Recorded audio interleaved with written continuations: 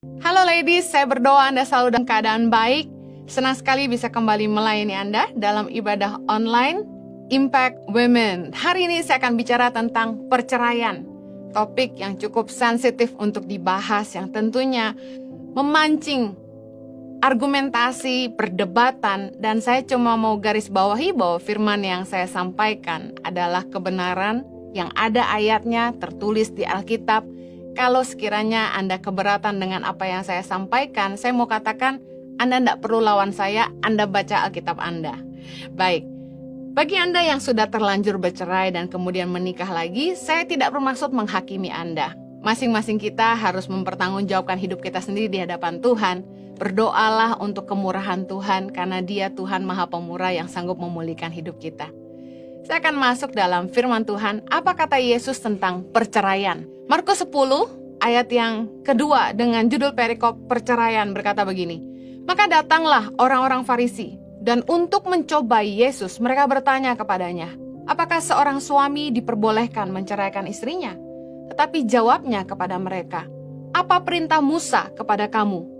Jawab mereka, Musa memberi izin untuk menceraikannya dengan membuat surat cerai. Ayat yang kelima, lalu kata Yesus kepada mereka, justru karena ketegaran hatimulah, maka Musa menuliskan perintah ini untuk kamu. Mari lihat ayat yang keenam. Sebab pada awal dunia, Allah menjadikan mereka laki-laki dan perempuan. Sebab itu laki-laki akan meninggalkan ayahnya dan ibunya dan bersatu dengan istrinya, sehingga keduanya itu menjadi satu daging. Demikianlah mereka bukan lagi dua, melainkan satu. Karena itu apa yang telah dipersatukan Allah tidak boleh diceraikan manusia. Ketika mereka sudah di rumah, murid-murid itu bertanya pula kepada Yesus tentang hal itu. Lalu katanya kepada mereka, barang siapa menceraikan istrinya, lalu kawin dengan perempuan lain, ia hidup dalam perzinahan terhadap istrinya itu. Dan jika si istri menceraikan suaminya dan kawin dengan laki-laki lain, ia berbuat zina. Dari Markus 10 ayat 1-12 kita bisa tahu bahwa Yesus menyampaikan bahwa Tuhan mendesain pernikahan itu cuma one way. Tidak ada turning back. Tidak bisa di-refund, tidak bisa dibatalkan. Apa yang dipersatukan Allah tidak boleh diceraikan manusia. Tuhan tidak menghendaki perceraian. Bahkan dikatakan barang siapa menceraikan suaminya atau istrinya dan kemudian menikah lagi, mereka hidup dalam perzinahan. Di ayat yang ketujuh dikatakan, sebab itu laki-laki akan meninggalkan ayahnya dan ibunya dan bersatu dengan istrinya. Ironis sekali kalau dalam beberapa pernikahan yang saya konselingkan, justru orang tua dari pihak suami atau istrilah yang menyarankan agar anak-anak mereka bercerai. Justru orang tua dari pihak suami atau istri yang menjauhkan atau memisahkan pasangan yang sudah menikah. Padahal firman Tuhan jelas, ketika menikah, laki-laki akan meninggalkan ayahnya dan ibunya dan bersatu dengan istrinya. Dikatakan mereka bukan lagi dua tetapi satu ketika suami dan istri menikah di dalam Tuhan. Di hadapan Tuhan kita bukan dua, tapi satu. Apa yang dipersatukan Allah tidak boleh diceraikan manusia. Bukannya ayat ini bicara soal anak harus ninggalin orang tua. Tidak peduli lagi, bukan begitu. Tapi artinya begini, orang tua artinya harus hands off. Membiarkan anak mereka membangun rumah tangganya. Mertua harusnya tidak ikut campur tangan dalam pernikahan anak-anak mereka. Ada seorang istri hamba Tuhan yang cerita kepada saya bahwa mertua perempuannya justru yang menyuruh anak laki-lakinya untuk mengusir istrinya dari rumah. Bayangkan. Bahkan ada orang tua yang menyuruh anaknya meninggalkan suaminya. Sudah beberapa konseling yang saya tangani, justru ironis orang tua yang memisahkan anak-anak mereka yang sudah menikah. Mari ketahuilah kebenaran firman Tuhan bahwa apa yang dipersatukan Allah tidak boleh diceraikan manusia. Kita akan berurusan dengan Tuhan apabila kita coba-coba menceraikan apa yang Dia persatukan. Sama seperti panggilan Tuhan dalam hidup kita. Kalau dengan alasan pelayanan, panggilan kita meninggalkan istri dan anak-anak kita, atau sebaliknya meninggalkan suami dan anak-anak demi mengikuti visi katanya yang dari Tuhan, saya tidak percaya. Karena saya percaya bahwa panggilan dari Tuhan tidak akan memisahkan apa yang Dia persatukan. Sejak awal dunia, Yesus katakan, Allah menciptakan laki-laki dan perempuan itu, mereka akan meninggalkan ayahnya dan ibunya dan keduanya menjadi satu daging. Apa yang dipersatukan Allah tidak boleh diceraikan manusia. Jadi apakah perceraian diizinkan oleh Tuhan? Yesus bilang tidak. Ada satu kali seorang ibu bertanya kepada saya, Bu Heni, saya waktu menikah sama suami saya mualaf. Sekarang saya ingin kembali kepada Yesus dan kami beda keyakinan. Apakah saya boleh bercerai dengan suami saya? Saya katakan tidak.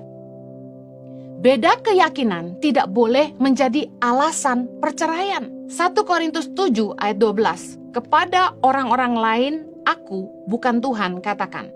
Kata Rasul Paulus, kalau ada seorang saudara beristrikan seorang yang tidak beriman, dan perempuan itu mau hidup bersama-sama dengan dia, janganlah saudara itu menceraikan dia. Ayat 13. Dan kalau ada seorang istri bersuamikan seorang yang tidak beriman, dan laki-laki itu mau hidup bersama-sama dengan dia, janganlah ia menceraikan laki-laki itu.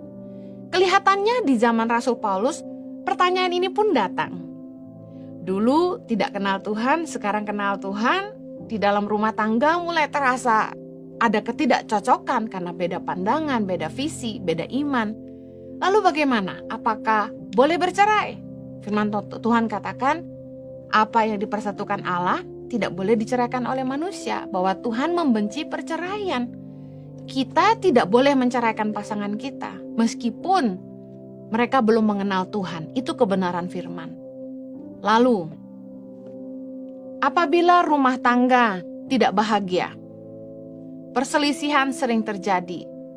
Suami tidak menafkahi, istri tidak melayani, atau terjadi KDRT. Istri sering dipukul, disiksa, dianiaya oleh suami. Bahkan saya pernah dengar ada suami yang bawa selingkuhannya pulang ke rumah. Kemudian suami kasar, seringkali memukul istrinya di depan anak-anak. Apakah boleh berpisah kalau sudah seperti itu? Firman Tuhan yang saya temukan, yang mengatakan bahwa kita diizinkan untuk berpisah sementara, ada di 1 Korintus 7 ayat yang kelima. Berkata gini, janganlah kamu saling menjauhi kecuali dengan persetujuan bersama untuk sementara waktu, supaya kamu mendapat kesempatan untuk berdoa. Sesudah itu hendaklah kamu kembali hidup bersama-sama, supaya iblis jangan menggodai kamu, karena kamu tidak tahan bertarak. Saya percaya Rasul Paulus juga menemukan masalah yang sama di zamannya. Dan nasihat Rasul Paulus adalah, sebaiknya suami istri itu tidak saling menjauhi, karena iblis bisa menggoda kita dan kita bisa jatuh dengan orang lain. Tapi diizinkan untuk berpisah sementara waktu dengan alasan supaya punya kesempatan untuk berdoa. Saya yakin maksudnya begini, kita boleh berpisah sementara supaya bisa menenangkan diri. Karena biasanya kalau emosi kita gampang membuat keputusan yang salah. Kemudian kita bisa berpikir lebih jernih, kita bisa berdoa. Bukan lagi mendengarkan emosi kita, tapi mendengarkan pimpinan Roh Kudus di dalam hati kita. Dan ketika kita berpisah sementara, kita bisa saling evaluasi diri. Karena biasanya ketika istri atau suami mulai meninggalkan rumah, karena takut kehilangan, biasanya pasangan akan berubah. Saya mau katakan, seandainya ada seorang istri yang dipukulin sampai setengah mati oleh suaminya, KDRT terjadi kerap kali, bahkan ada yang saya dengar gak cuma oleh suaminya, keluarga suaminya ikut menista. Apakah yang sudah seperti itu, istri boleh pergi menyelamatkan diri bersama dengan anak-anaknya? Saya katakan boleh. Ya daripada mati lebih baik pergi. Kalau sampai suami sudah tidak menghargai pernikahan, dengan santai bawa pulang selingkuhan ke rumah, apalagi tidur di ranjang suami istri itu, saya rasa pasti lebih baik istri bawa anak-anak pergi. Katakanlah untuk sementara waktu, bukan untuk berpisah, untuk selamanya. Bukan untuk bercerai, tapi untuk sementara waktu. Supaya apa? Untuk keselamatan, kalau nggak pergi bisa mati, dijejek kepalanya, dijedukin terus kepalanya, dihajar. Bayangkan, dilempari kursi. Kalau mati, apa nggak konyol?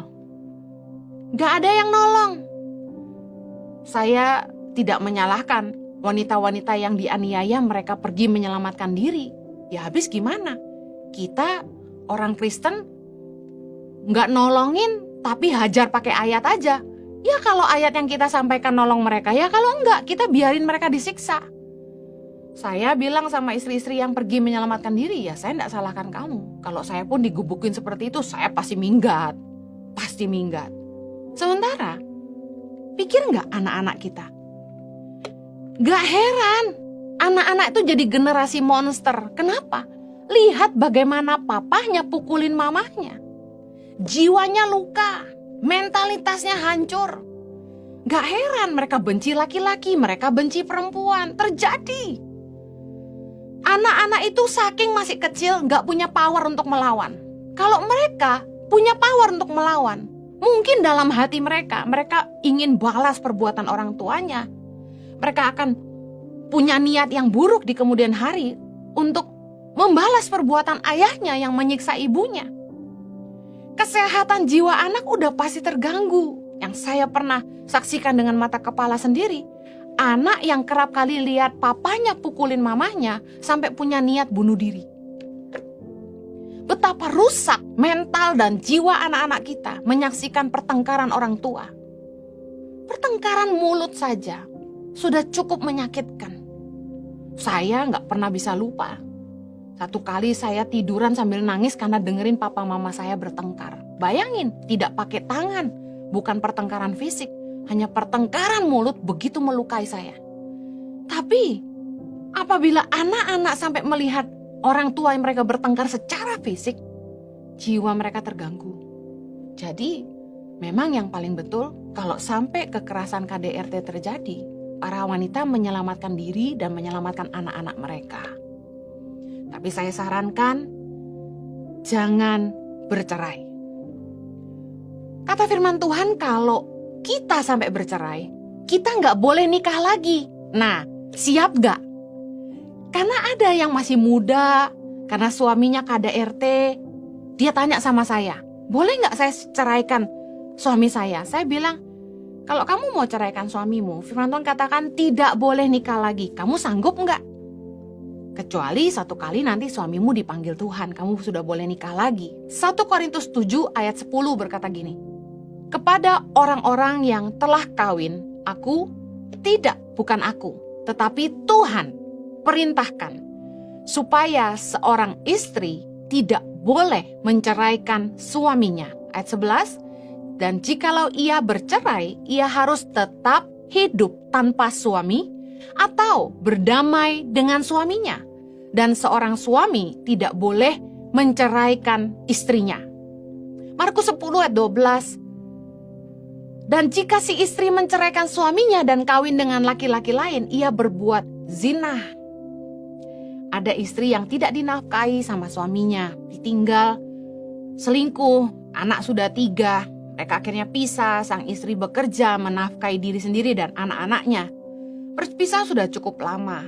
Lalu dia tanya sama saya, apakah saya boleh menikah lagi? Saya tanya, apakah suamimu masih hidup? Kalau masih hidup, tidak boleh nikah lagi, kata firman Tuhan. Tentu sebagai manusia Anda punya kehendak bebas. Saya sebagai hamba Tuhan tidak bisa melarang, tapi hanya bisa menasehati sesuai firman Tuhan. Sekali lagi keputusan di tangan Anda. Tapi kalau mau ikuti kebenaran, kalau sampai cerai tidak boleh nikah lagi sampai pasangan dipanggil Tuhan. 1 Korintus 7 ayat 39 berkata gini, istri terikat selama suaminya hidup. Kalau suaminya telah meninggal, ia bebas untuk kawin dengan siapa saja yang dikehendakinya, asal orang itu adalah seorang yang percaya. Jadi kalau misalnya kita nikah, kita tidak boleh cerai, itu satu. Yang kedua, kalau misalnya kita berpisah sementara karena alasan tadi, dipukuli, menderita sekali, kesehatan jiwa anak terancam, lalu memutuskan untuk berpisah sementara, diizinkan tapi tidak boleh bercerai. Yang ketiga, kalau sampai memutuskan untuk bercerai, tidak boleh nikah lagi sampai pasangan dipanggil Tuhan. Kita harus ngerti kebenaran firman. Banyak orang bikin alasan untuk membenarkan tindakannya sendiri. Tapi kalau saya cenderung balik lagi ke firman Tuhan aja. Kita bisa bikin sejuta alasan dan angkat ayat ini dan itu untuk membenarkan tindakan kita. Tapi kalau kita mau benar di hadapan Tuhan, kita cukup ikuti firman Tuhan aja.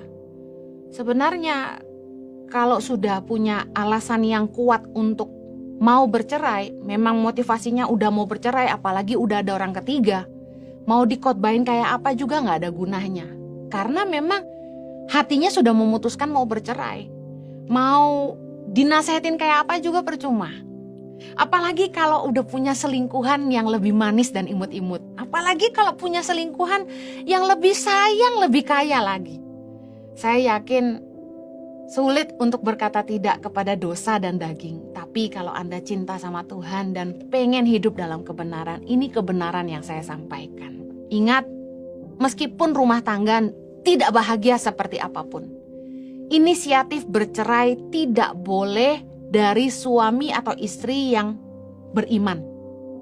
Kita yang kenal Tuhan, kita yang ngerti kebenaran, kita orang percaya tidak boleh mencetuskan kata cerai. 1 Korintus 7 ayat 15 berkata gini, tetapi kalau orang yang tidak beriman itu mau bercerai, biarlah ia bercerai. Dalam hal yang demikian, saudara atau saudari tidak terikat, tetapi Allah memanggil kamu untuk hidup dalam damai sejahtera. Misalnya dalam pernikahan, suami yang gak kenal Tuhan itu, dia yang menceraikan istrinya. Istrinya yang kenal Tuhan, ngerti kebenaran. Istrinya orang beriman, orang percaya. Ya kalau dipaksa cerai, mau bilang apa? Karena dengan uang, perceraian bisa jadi mudah. Tetapi yang firman Tuhan katakan adalah, inisiatif untuk bercerai itu tidak boleh dari kita orang percaya. Kalau pasangan yang tidak beriman itu yang ngajak bercerai, ya itu urusan dia nanti sama Tuhan, kan gitu. Yang penting inisiatif nggak boleh dari kita. Tadi saya katakan, kalau niat hati memang sudah mau cerai, apalagi karena sudah ada orang ketiga, dengar firman seperti ini mungkin tidak akan senang. Tapi kalau niat hati mau tetap taat sama kebenaran, keadaan rumah tangga seretak apapun, tetap perjuangkan. Doakan dan menangkan pasanganmu. 1 Korintus 7 ayat 16 berkata gini, sebab bagaimanakah engkau mengetahui, hai istri, apakah engkau tidak akan menyelamatkan suamimu? Atau bagaimanakah engkau mengetahui, hai suami, apakah engkau tidak akan menyelamatkan istrimu? Apa maksud firman Tuhan?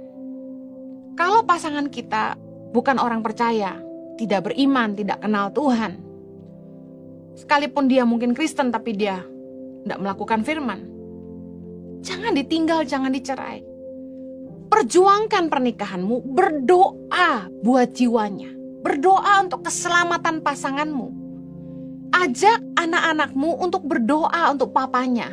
Ajak anak-anakmu berdoa untuk mamanya. Kalau Anda suami-suami yang dengar ini. Ketika berpisah sementara, jangan malah cari papa baru. Ketika pisah sementara, jangan malah mempercantik diri untuk cari pasangan baru. Tapi ajak anak-anakmu untuk menggumuli pernikahanmu. Berdoa untuk papanya. Saya dengar kesaksian banyak luar biasa betapa Tuhan jawab doa wanita-wanita yang sungguh-sungguh meminta suaminya dijamah. Banyak suami-suami yang akhirnya bertobat. Mungkin lama bertahun-tahun, mungkin puluhan tahun. Tapi kesetiaannya dan imannya menyelamatkan suaminya. Tapi balik lagi ke motivasi hati. Emang dasarnya mau cerai ya susah. Tapi kalau masih mau taat sama kebenaran firman, perjuangkan pernikahanmu. Tidak ada yang mustahil bagi Tuhan. Mari berdoa, rebut hati pasanganmu. Amsal 21 ayat 1 berkata, hati raja seperti batang air di dalam tangan Tuhan. Dialirkannya kemana ia ingini. Doain suamimu. Ganti kata raja dengan nama suamimu. Kecuali nama suamimu raja. Katakan, hati suamiku seperti batang air di dalam tangan Tuhan, dialirkannya kemana ia ingini. Tuhan, biarlah hati suamiku hanya untuk aku dan Engkau Tuhan. Hanya untuk aku dan anak-anakku Tuhan. Biarlah suamiku jadi suami yang setia, mencintai aku dan anak-anakku Tuhan. Biarlah suamiku takut akan Engkau Tuhan. Ayo doain suamimu, menangkan jiwanya, rebut jiwanya untuk Tuhan. Apakah engkau tidak yakin bahwa engkau sanggup menyelamatkan suamimu apabila engkau terus berdoa buat dia? Jangan underestimate kuasa doa. Kuasa doa itu luar biasa karena Tuhan kita sanggup bekerja. Berikutnya, kalau Anda nikah sama pasangan yang tidak beriman, katakanlah agamanya udah benar sama, tapi nggak menjalankan iman, nggak melakukan firman, nggak jadi teladan, nggak jadi imam. Jangan dihakimi. Karena cerewetmu tuh tidak menyelamatkan dia. Keteladananmu yang akan menyelamatkan dia. 1 Petrus 3 dengan judul perikop, hidup bersama suami istri. Ayat yang pertama, demikian juga kamu, hai istri-istri, tunduklah kepada suamimu, supaya jika ada di antara mereka yang tidak taat kepada firman, mereka juga tanpa perkataan dimenangkan oleh kelakuan istrinya. Jika mereka melihat bagaimana murni dan salehnya hidup istri mereka itu. Perempuan banyak kali kecewa di dalam pernikahan ketika melihat suami yang duluan ikut Tuhan, yang katanya Kristen tapi malah gak jadi imam. Suami yang gak jadi teladan, gak pernah doain anak, gak pernah ngajarin anak firman Tuhan. Tapi kalau pelayanan hebat. Dengar baik, pernikahanmu gak akan jadi lebih baik kalau isinya cuma penghakiman. Saling menghakimi malah akan jadi saling menyakiti. Dikatakan, istri-istri tunduklah kepada suamimu supaya jika ada di antara mereka yang tidak taat kepada firman, mereka juga tanpa perkataan dimenangkan oleh kelakuan istrinya. Artinya apa? Tidak perlu berdebat, tidak perlu argumentasi, tidak perlu mencaci maki, tidak perlu marah-marah, tidak perlu dihakimi. Tapi ini yang powerful. 1 Petrus 3 ayat kedua. Jika mereka melihat, artinya gini, gak usah ngomong, udah kasih lihat aja. Bagaimana murni dan salehnya hidup istri mereka itu. Kita harus menunjukkan iman kita dalam tindakan yang nyata, dalam hidup kita sehari-hari. Kalau kita bilang kita kenal Tuhan, kita percaya kebenaran firman Tuhan, kita percaya kasih, ayo hidupi. Kasih itu mengampuni. Kasih itu murah hati. Kasih itu tidak bersikap kurang ajar. Kasih itu pasti memberikan ruang untuk kesalahan. Kasih itu mempercayai segala sesuatu. Ayo kita hidupi itu. Bukannya cerewet, sama pembantu kasar, sama pegawai gak baik. Ya suami kita gak akan lihat keteladanan kita. Ayo biar tindakan dan hidup kita yang bicara lebih keras daripada perkataan kita. Hidup orang percaya itu harus jadi keharuman bagi nama Yesus. 2 Korintus 2 ayat 14. Tetapi syukur bagi Allah yang dalam Kristus selalu membawa kami di jalan kemenangannya. Dengan perantaraan kami, ia menyebarkan keharuman pengenalan akan dia di mana-mana. Dengan perantaraan kitalah Tuhan bisa menyebarkan keharuman pengenalan akan dia di mana-mana. Dimulai dari rumah tangga kita. Bagaimana suami atau istri kita bisa lihat, Oh, ini loh dampaknya kalau ikut Yesus. Jadi baik, ndak malas, jadi jujur, jadi sabar, jadi lemah lembut, jadi bisa menguasai diri, jadi bertanggung jawab, suka berdoa, menghidupi kasih, murah hati. Orang harus lihat keharuman pengenalan akan Kristus dalam hidup kita. Dimulai dari rumah, dimulai dari rumah tangga. Suami harus jadi saksi buat istri, istri harus jadi saksi buat suami, orang tua harus jadi saksi buat anak-anak, anak-anak harus jadi teladan buat satu sama lain. Kekristenan bukan agama, tapi bicara soal budaya kerajaan sorga. Budaya kasih yang kita hidupi bersama. Saya percaya Roh Kuduslah yang akan memampukan kita untuk bisa jadi saksi di tengah-tengah keluarga. Ingat dalam Kisah Rasul 1 ayat 8 dikatakan, tetapi kamu akan menerima kuasa kalau Roh Kudus turun ke atas kamu dan kamu akan menjadi saksiku di Yerusalem. Bicara soal keluarga. Kita butuh Tuhan untuk tolong kita. Saya mau akhiri dengan ini. Kunci rumah tangga yang bahagia. Setelah membahas soal hidup bersama suami istri, Rasul Petrus mengajar kita tentang kasih dan damai. Kalau Anda ingin rumah tanggamu penuh kasih dan damai, mari baca ayat ini.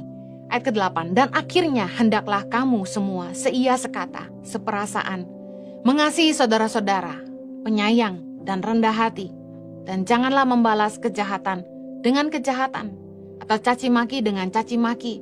Tetapi sebaliknya, hendaklah kamu memberkati. Karena untuk itulah kamu dipanggil, yaitu untuk memperoleh berkat. Siapa yang mau mencintai hidup dan mau melihat hari-hari baik, ia harus menjaga lidahnya terhadap yang jahat dan bibirnya terhadap ucapan-ucapan yang menipu. Ayat 11, ia harus menjauhi yang jahat dan melakukan yang baik. Ia harus mencari perdamaian dan berusaha mendapatkannya. Sebab mata Tuhan tertuju kepada orang-orang benar dan telinganya kepada permohonan mereka yang minta tolong. Tetapi wajah Tuhan menentang orang-orang yang berbuat jahat. Kalau rumah tangga kita ingin penuh dengan kasih dan damai, kita harus belajar sehati, mengasihi saudara-saudara, gak cuma mengasihi suami kita, tapi mengasihi semua orang. Kita harus jadi penyayang, rendah hati. Jangan balas kejahatan dengan kejahatan, jangan suka mencaci orang lain. Kita harus hidup jadi berkat. Kita harus jaga mulut kita, karena seringkali mulut kita ini sumber masalah. Justru rumah tangga tidak akan bahagia kalau pasangan tidak jaga lidah. Kita harus menciptakan perdamaian di dalam rumah tangga. Berusaha supaya kalau suami pulang rumah tuh damai. Sama dengan itu, suami juga harus membuat istri merasa damai. Banyak kali yang ada rasa takut, bukannya damai. Mari kita belajar. Karena pembelaan Tuhan dalam hidup kita dan rumah tangga kita tergantung respon kita. Saya akhiri dengan Mazmur 10 ayat 14. Engkau memang melihatnya, sebab engkaulah yang melihat kesusahan dan sakit hati, supaya engkau mengambilnya ke dalam tanganmu sendiri. Kepadamulah orang lemah menyerahkan diri. Untuk anak yatim engkau menjadi penolong. Mari belajar merespon dengan benar. Belajar berserah sama Tuhan, belajar mempercayai Tuhan untuk hidupmu, keluargamu, dan masa depan anak-anakmu. Mari libatkan Tuhan, jangan pakai kekuatan sendiri dalam menghadapi masalah. Pastikan kita tetap hidup dalam kebenaran. Karena kalau kita nggak hidup dalam kebenaran, Tuhan nggak ikut campur tangan. Mari belajar menyerahkan segala kesusahan dan sakit hati kita kepada Tuhan. Percayalah, Tuhanlah yang sanggup memulihkan kita. Berhenti menghakimi, ayo mulai mengampuni. Jangan terus menuduh, tapi periksa diri kita, perbaiki diri kita sendiri. Belajar hidup jadi berkat buat pasangan kita. Tuhan memberkati, mari kita berdoa. Bapa di sorga, hamba-Mu berdoa. Sembuhkan luka hati para wanita Tuhan. Mereka yang mengalami penderitaan, tekanan, sakit hati dalam pernikahan mereka. Mereka tidak dihargai, merasa tidak dicintai, merasa tidak diinginkan. Tuhan, hamba-Mu berdoa, balut luka hati para wanita Tuhan. Sembuhkan mereka, pulihkan mereka Tuhan. Karena kalau mereka pulih, mereka jadi kuat Tuhan. Mereka akan sanggup menanggung semua penderitaan mereka. Bapa, para wanita adalah kekuatan. Mereka yang akan melahirkan generasi dan mendidik generasi ke depan. Biarlah setiap wanita boleh punya hati yang sembuh dan jiwa yang sehat, supaya mereka juga bisa mendidik anak-anak mereka dalam kebenaran firman dan takut akan Tuhan. Pulihkan setiap rumah tangga. Ampuni para suami mereka, Tuhan, yang gak menafkahi, yang gak tanggung jawab, yang kasar, yang selingkuhin mereka, yang gak peduli sama istri mereka. Bapa, kami berdoa agar Tuhan memulihkan setiap rumah tangga, juga para wanita yang selama ini menelantarkan suami, ndak ngurus suami, ndak melayani suami, ndak ngurus anak, gak tanggung jawab sebagai perempuan. Kami berdoa Tuhan jamah supaya hati kami kembali kepada keluarga kami.